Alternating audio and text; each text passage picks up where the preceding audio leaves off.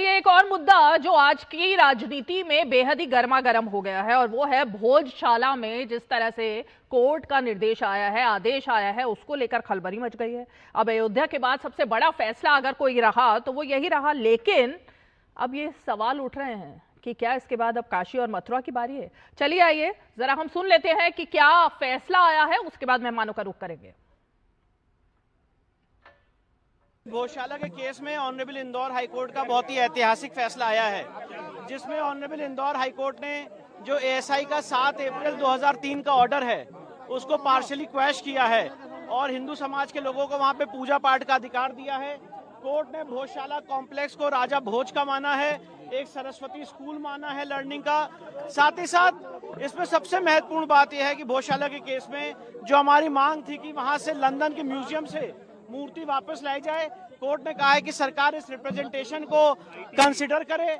और साथ ही साथ कोर्ट ने यह भी कहा है कि जो मुस्लिम पक्ष हैं वो सरकार को रिप्रेजेंटेशन दे सकते हैं, जो रिस्पोंडेंट नंबर 8 है मौला कमालुद्दीन की तरफ से, और उनको अल्टरनेट लैंड देने के लिए सरकार उस पर विचार करे।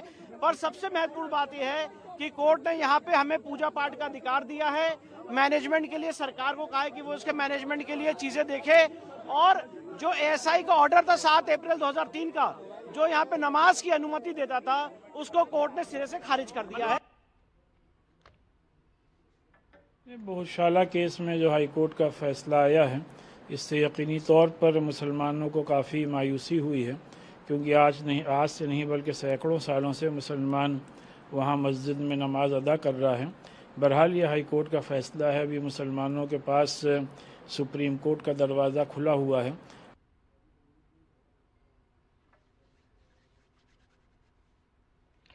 तो ये मुद्दा है, अब धार में भोजशाला मंदिर ही है, ये बात साफ हो गई है। हालांकि हमने देखा कि ओवैसी ने भी इसके खिलाफ में सुप्रीम कोर्ट जाने की बात कही है। उन्होंने कहा है कि मुसलमानों को धक्का लगा है और मुसलमान अपनी मांगों को लेकर अब सुप्रीम कोर्ट जाएंगे। चलिए मेहमानों का रुख करते हैं। हमारे साथ 4 खास मेहमान इस वक्त मौजूद हैं।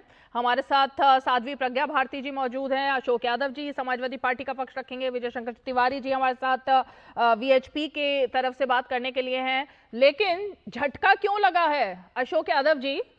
काशी मथुरा की बारी है, अब तो बीजेपी साफ कह रही है। किसको झटका लगा रीमा जी? मुस्लिम पक्ष। झटका किसको लगा? सुनिए ना जी, सुना नहीं आपने? जितने भी मुस्लिम पक्ष के हिमायती हैं वो सब कह रहे हैं हमें तो बहुत बड़ा झटका लगा है। देखिए कोर्ट का आदेश है और इस देश में कोर्ट जो है सर्वोपरि है, कोर्ट का आदेश सबको मानना है।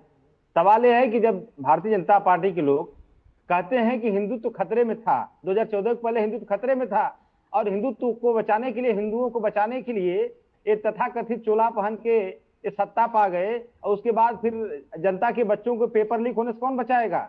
जो हमारे बच्चे पेपर लीक से शिकार होकर सुसाइड कर रहे हैं उनको कौन बचाएगा?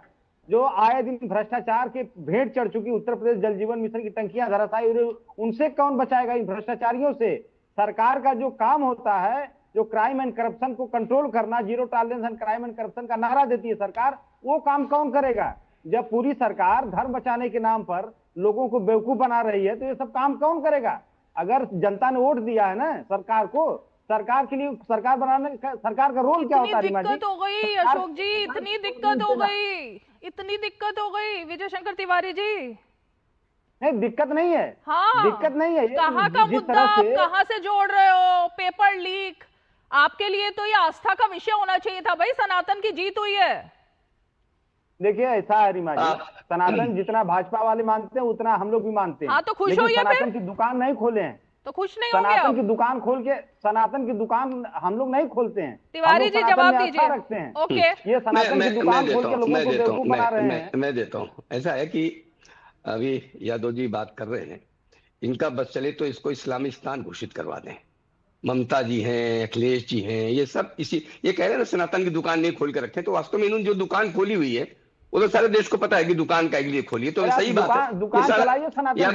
यादव जी देखो, आप बोल रहे थे तो मैं चुपचाप सुन रहा था, आप सुन लीजिए। तो जो दुकान आपने खोल कर रखा हो तो सबको पता है, वो दुकान आपको बताने की आवश्यकता भी नहीं है।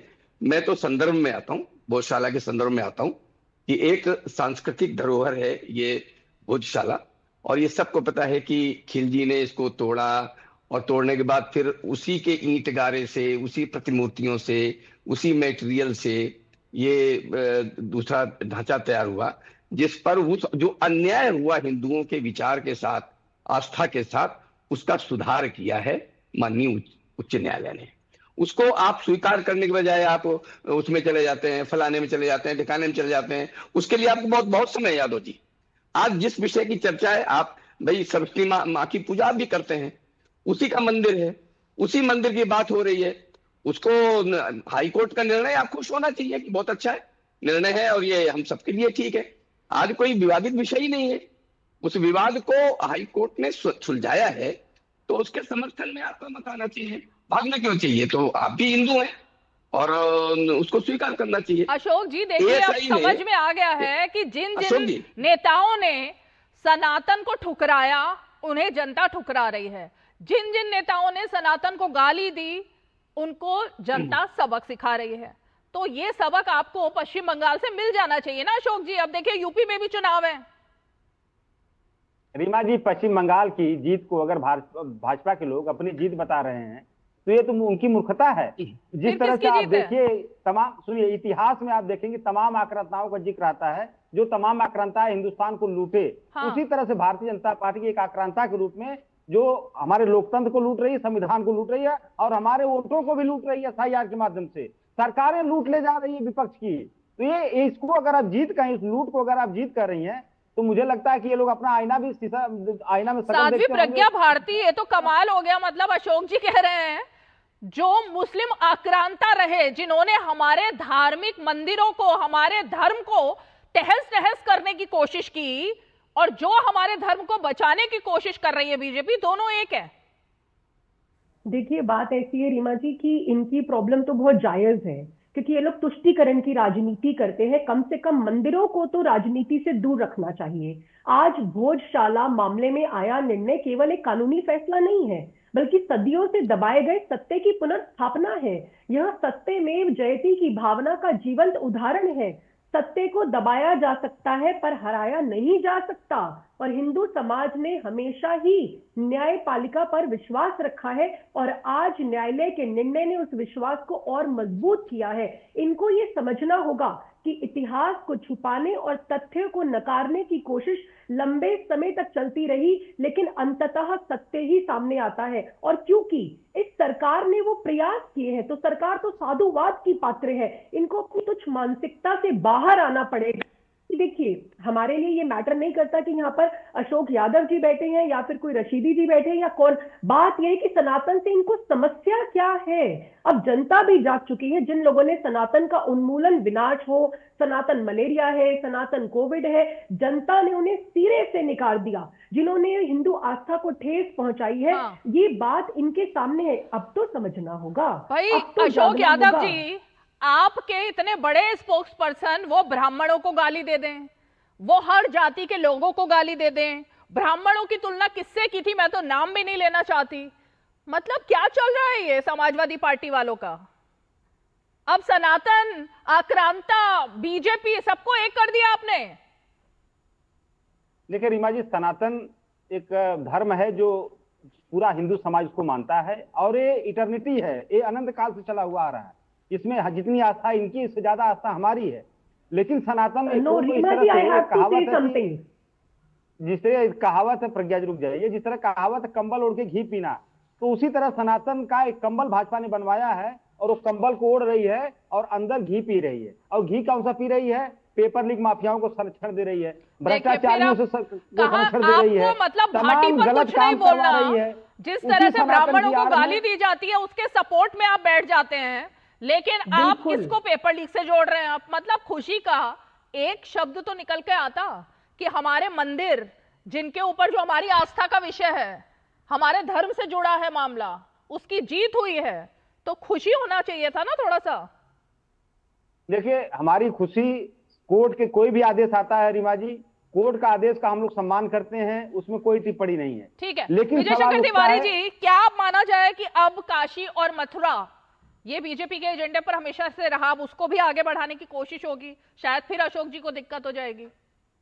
रेमा जी, बीजेपी के एजेंडे में क्या है ये बताना तो मेरे लिए कठिन है। वो हिंदुत्व का मुद्दा है और विकास का मुद्दा है, उनके मुद्दे हाथ में तो बहुत सारे हैं। ये हिंदू समाज का मुद्दा है, और चाहे वो काशी हो चाहे मथुरा हो, ये सारे न्यायालय में हैं और ये सब साक्ष्यों के आधार पर, प्रमाण के आधार पर निर्णय होने वाले हैं। एक श्री राम जन्मभूमि का निर्णय आया हमारे सबके सामने, वो साक्ष्यों के आधार पर, प्रमाण के आधार पर आया। आज भोजशाला का आया, वो साक्ष्यों के आधार पर, प्रमाण के आधार पर आया। एएसआई की 3000 पन्नों की रिपोर्ट जो सारे साक्ष्य उकेर कर रख रही थी, उसके आधार पर आया। मैं मानता हूं कि अशोक यादव जी भी हिंदू हैं। मैंने बहुत सारी बातें की थी, अगर वास्तव में वो नमाजवादी यहाँ पर होते कोई, मैं उनसे वो बातें करता। मैं अशोक जी से वो चर्चा नहीं कर सकता, क्योंकि ये एक पार्टी के प्रवक्ता है, इनका एक अपना विचार है, उस ढंग से अपना ये चर्चा कर रहे हैं। अगर सामने वो लोग होते तो मैं 2-4 बातें करता कि जो लोग प्रतीकों को नहीं मानते, जो मूर्तियों को नहीं मानते, जो भारत माता की जय नहीं करते, जो वंदे मातरम नहीं गाते, कि वो कहते हैं कि हमारे इस्लाम में मान्य नहीं है। लेकिन उन्हीं जो दीवालों पर प्रतिमाएं उकेरी गई हैं, वहां शिव हैं, पार्वती हैं, गणेश हैं, सारी हिंदू प्रतिमाएं हैं, उनके सामने वो नमाज कर सकते हैं। लेकिन जब आप कहेंगे भारत माता की जय बोलो, तो बोले प्रतिमाओं का सामने हम नमाज नहीं कर सकते हैं। तो ये जो डबल स्टैंडर्ड उन लोगों का है, उसका उत्तर है माननीय हाई कोर्ट ने आज दिया है। और मुझे कहने में कोई संकोच नहीं है, हमारे अशोक जी भी अंदर से खुश होंगे कि ये यहाँ पर ये निर्णय आया है, क्योंकि जितनी आस्था हमारी उतनी आस्था अशोक जी की भी नहीं। लेकिन अशोक तो जी, मैं अगर आस्था होती, अभी तक गए हैं क्या? अगर मैं गलत बोल रही हूँ तो बताइएगा। राम मंदिर दर्शन कर रहा है क्या अखिलेश जी?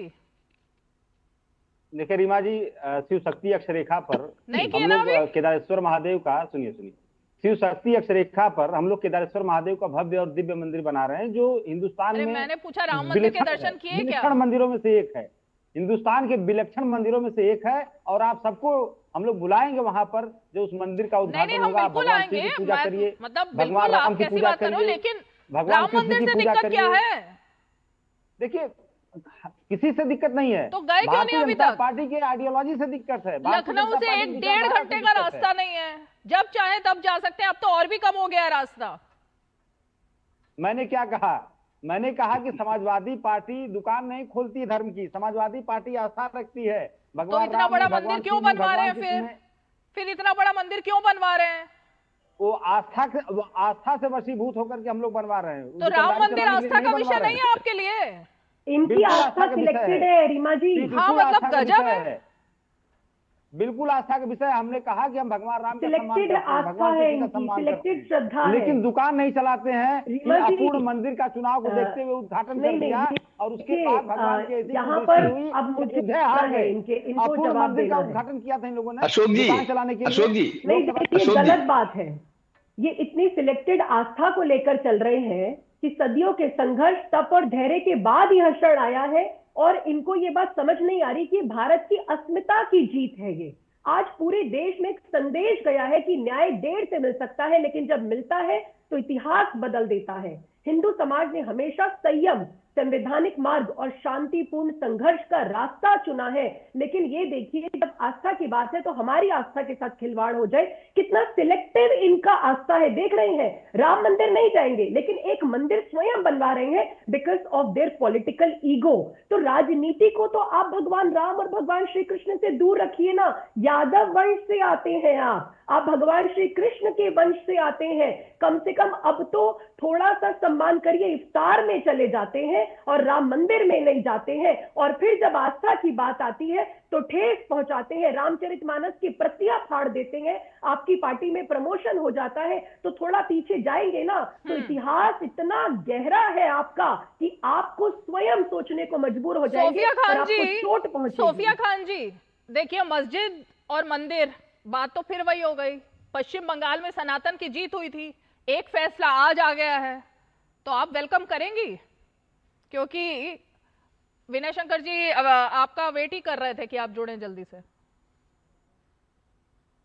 देखिए, किसी भी सकारात्मक सोच का वेलकम तो डेफिनेटली, एक एडुकेटेड होने के नाते, एक एडुकेटेड महिला, एक एडुकेटेड पश्चिम बंगाल की रेसिडेंट होने के नाते डेफिनेटली अगर ये सकारात्मक सोच है, सबका साथ सबका विकास है, अगर ये बदला नहीं है, बदलाव है, और किसी एक वर्ग, किसी एक जाति, किसी एक समुदाय के ऊपर कोई प्रहार नहीं है, तो डेफिनेटली ये मैं बिल्कुल अभी देखिए तृणमूल कांग्रेस पक्ष में नहीं है, विपक्ष में है। तो अगर पक्ष और विपक्ष दोनों मिलकर अपने विचारों के साथ समझौता कोई भी ना करे, ठीक है, जो जहां पर जिस तरीके से अपने विचारों के साथ लड़ रहा है लड़ना चाहिए। विपक्ष कभी भी इस देश में कमजोर नहीं होना चाहिए, क्योंकि अगर देखिए विपक्ष की अगर नींव को कमजोर कर दिया जाएगा तो सत्ता पक्ष नहीं में नहीं वो जो नहीं, कोई यहाँ भी पर हो, विपक्ष की बात वो नहीं हो वहां रही। पर मंदिर जो आक्रांता तोड़ते रहे थे, चाहे वो पश्चिम बंगाल हो या देश का कोई भी हिस्सा, सनातन को जो लोग गाली दे रहे थे उनको तो धूल चखा दी गई ना।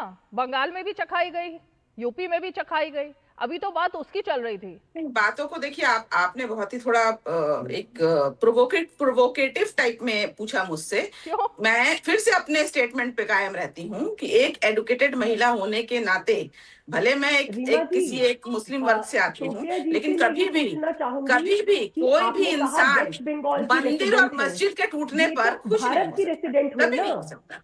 भारत में किसी के भी धार्मिक आस्थाओं पर जब चोट पहुंचेगा तो कोई भी एक सभ्य समाज के लोग या सभ्य समाज का व्यक्ति, जो लोग खुश होते हैं ना, वो सिर्फ वही लोग खुश होंगे जिनको राजनीतिक तौर पर फायदा मिलेगा या राजनीतिक तौर पर उनका कोई लाभ हो सकता है। लेकिन अगर सोफिया खान जैसे सैकड़ों लोग, वो जिस भी समुदाय के हों, वो हिंदू हो, मुस्लिम हो, जो कोई भी हो, मंदिर के टूटने पर कुछ नहीं हो सकता, तो सोफिया खान भी डेफिनेटली कुछ नहीं होगी। और सोफिया खान जैसे हजारों लोग कुछ नहीं सोफिया जी, अब मतलब तृणमूल कांग्रेस की राय भी बदल रही है मुद्दों को लेकर। नहीं, ये देखिए, अब आप बातों को मरोड़िएगा। अलग बात है, तृणमूल कांग्रेस में रहते हुए ममता बनर्जी ने जगन्नाथ मंदिर बनवाया, ममता बनर्जी ने कई मंदिर बनवाए। इनफैक्ट जब दुर्गा पूजा हुआ तो दुर्गा पूजा को यूनेस्को से स्वीकृति दी थी। दुर्गा पूजा के कार्निवल्स होते थे, दुर्गा पूजा को लेके लोगों में जो है बहुत ज्यादा व्याकुलता रहती थी, वो हिंदू हो या मुसलमान हो। ये अलग बात है कि राजनीतिक तौर पर एक अलग स्टेटमेंट दिया गया, दुर्गा पूजा नहीं मनाने दिया जा रहा है, दुर्गा पूजा ये है वो है। लेकिन दुर्गा पूजा के लिए ममता बनर्जी ने हमेशा दुर्गा पूजा जो कमेटी थी, जो दुर्गा पूजा कमेटी थी, उसको ममता बनर्जी 1 लाख रीमा जी देखो, कैसा है कि ये पॉलिटिकल प्रवक्ता हैं, इनको तो इसी प्रकार बात करनी है। मैं ये कह रहा हूँ कि ये डबल स्टैंडर्ड बात करते हैं। जैसे अभी बात कर रहे थे, तो मैं कहता हूँ कि पश्चिम बंगाल में ये जग जाहिर है कि वहाँ हिंदुओं का दमन होता था और इस्लामवादियों को प्रश्रय मिलता था, उनको प्रोत्साहित किया जाता था, उनको आगे बढ़ाया जाता था। ये जग जाहिर है, उसके बड़े प्रमाण भी हैं। जब कभी हिंदू उत्सव और इस्लामिक उत्सव एक साथ आ जाता था तो हिंदू उत्सव को नहीं करने दिया जाता था, इस्लामिक उत्सव आगे रखा जाता था। ये बंगाल का, पश्चिम बंगाल का टीएमसी का चेहरा यही रहा है और ये प्रमाण है। इसके बाद हम नहीं कह रहे, जो टीवी चैनल दिखाते थे, प्रमाण जो है आंकड़ों से होता है। आंकड़े ही बताते हैं कि सबसे ज्यादा अगर हिंदुओं का जो पद है ना अंतर्राष्ट्रीय तौर पर, अगर किसी ने गर्वित किया है तो पश्चिम बंगाल की दुर्गा पूजा ने किया। अभी आप अभी देखिए, बैलेंस होके बोलिए ना, एक पक्ष में क्या बोलना है। हिंदू खतरे में है, हिंदू खतरे में। अब सरकार जो है भाजपा की है, अब 5 साल। नहीं, मैं एक मिनट, मेरी बात तो सुन लीजिए। आप बोलिए, आप मेरी बात, सारी बात सुन ली थी हमने। आप इस्लामिक होकर बोल रहे हैं, तो इसका मतलब टीएमसी बनाम इस्लाम एक ही चीज है। मैं विश्व हिंदू परिषद का प्रवक्ता हूं और मैं विश्व हिंदू पक्ष का होने के कारण मैं उस विषय को आपके सामने रख रहा हूं। आप ये बताइए कि वंदे मातरम नहीं बोलेंगे आप, भारत माता की जय नहीं बोलेंगे आप, हिंदू प्रतीकों का अपमान करेंगे आप, शिव जी के उसको फवारा कहेंगे आप। इसके बाद ये बहस लंबी है, इस पर बहस करेंगे, लेकिन आज वक्त इतना ही है। बहुत बहुत शुक्रिया आप सभी खास मेहमान हमारे साथ 5 की पंचायत में जुड़े। और इसीलिए देखिए, भोजशाला मंदिर ही है, नमाज पर रोक लगा दी गई है और अब काशी और मथुरा, उसका इंतजार है लोगों को। चलिए, 5 की पंचायत में आज इतना ही। सोमवार को फिर होगी मुलाकात, तब तक के लिए हमें दीजिए इजाजत। नमस्कार।